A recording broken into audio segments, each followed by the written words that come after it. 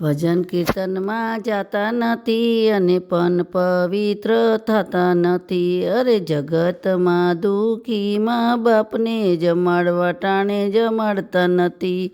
પછીથી નયને way Korea નાખે એ તો પછીથી જમતા નથી. ભજન કીર્તનમાં જાતા નથી. અરે જગતમાં દુઃખી મા બાપને પાણી પાતા નથી. ટાણે પાણી પાતા નથી. પછી પીપરે પાણી રેડવા જાય.